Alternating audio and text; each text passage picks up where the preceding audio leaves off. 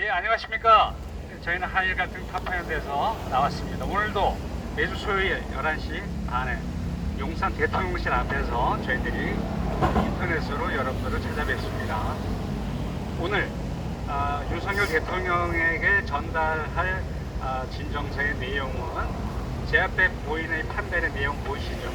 네. 김명수 현 대법원장이 자신의 여러 가지 대법의 오판에 대해서 논란이 많으니까 자신이 변명을 했어요.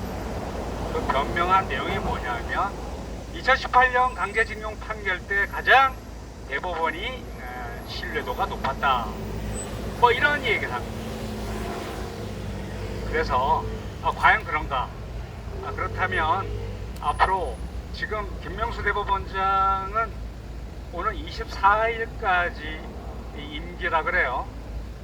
그러니까 이제 한 2주 남은 거죠.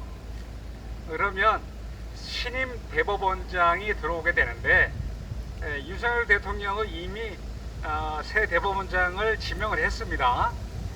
그랬는데 지금 더불어민주당에서 국회 동의 과정이 남아있는 그런 상황입니다. 그런데 이제 김명수 대법원장이라는 사람을 이해를 하기 위해서는 2012년 김능환 당시 대법관의 징용 판결을 이해를 해야 됩니다. 이 사람이 당시에 굉장히 중요한 얘기를 했는데 그것이 중요한지 논리적인지는 우리가 한번 검증을 해봐야 돼요. 그러니까 3.1 운동 때 그게 이제 독립선언서 발표하잖아요. 그때를 대한 국민이 독립선언을 했기 때문에 그걸 오늘날의 건국의 어떤 그 단초가 된 날짜로 이분은 인식을 하고 있는 거예요. 그러니까 징용 판결의 원고에 해당하는 분들이 바로 일제시대의 강제동원의 피해자다. 그런데 1919년 3.1절을 기준으로 대한민국의 일제로부터 피해를 당한 사람으로 간주하게 되는 그런 엄청난 상상력이 발휘가 된 겁니다. 그러면 제1 해방 이후에 제1공화국이 탄생하잖아요. 그 제1공화국의 탄생을 기점으로 저희들이 건국으로 볼 거냐, 아니면 일제시대 3.1절을 그 효시를 볼 거냐, 뭐 이런 또 논쟁이 생기게 되는데 그거는 뭐 역사적인 백년 전쟁 비슷하게 되니까 일단 차치하더라도 법치주의 국가에서 대법원에서 판결의 기준으로 삼는 것을 일제시대의 기준으로 거슬러 올라간다면 어떤 일이 벌어지는 거예요? 여러분들 이해가 안 가시죠? 이래서 오늘날 이 문제가 바로 육군사관학교의 홍범도 장군 흉상 문제로까지 이어지게 됩니다. 국군의 효시가 일제시대 독립군이냐, 아니면 6.25 전쟁 때 남침을 방어한 바로 그 국군이 우리나라를 지킨 효시냐, 이렇게 되는 거예요. 그러니까 이러한 혼란을 우리가 지금 겪을 수밖에 없는 것은 바로 문재인 정권 당시부터 집중적으로 김원봉을 비롯해서 이른바 종북 세력 혹은 그대로 북한에서 고위 관직을 지낸, 그리고 남침에 관여한, 심지어 요새 광주의 정율성 공원이라고 또 말이 많아요. 직접 중공군의 일원으로 이런 남침과 연관된 사람들까지 모두 무상으로 숭배하는 이러한 넌센스에 우리가 지금 봉착해 있는 겁니다. 이래서 정상적인 국가를 우리가 지금 만들어가는 과정에서 이제는 과거사에 대한 문제점을 하나하나 정리를 하고 있는 거예요. 근데 사실은 이러한 정리는 윤석열 정부 입장에서는 매우 피곤한 일입니다. 그리고 정권 지지도 측면에서는 하나도 기대하지 않아요.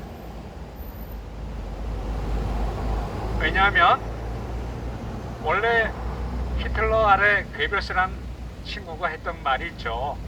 하나의 선전선동을 하면 그것을 반박하려면 수십 개의 논문이 필요해요. 일본은 나쁜 놈이야, 일제는 죽일 놈이야, 이래버리면 간단한 걸 가지고 설명을 하게 되면 국민들이 말귀를 알아듣지를 못합니다.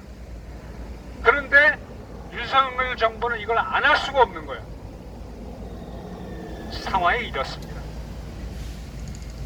그 선전선동을 너무나 잘 알고 있는 김명수라는 대법관이 일제의 징용 판결이야말로 대법의 신뢰를 업시킨 그런 훌륭한 판결이었다, 이런 취지로 자신이 김능환의 3.1절 운운하는 그런 논리를, 억제 주장을 그대로 전원 합의체에서 받아들인 판결이 2018년 대법 판결입니다. 그리고 이로 인해서 한국 정부는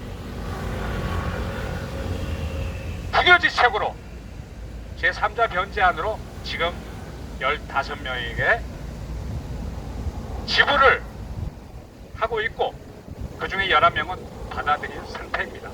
4명은 여전히 일제를 무찌르자, 독립운동하는 마음으로 일제랑 싸우자, 이런 사람들의 앞제비가 되어 있는 그런 사람들 때문에 수령을 거부하고 있는, 그렇습니다.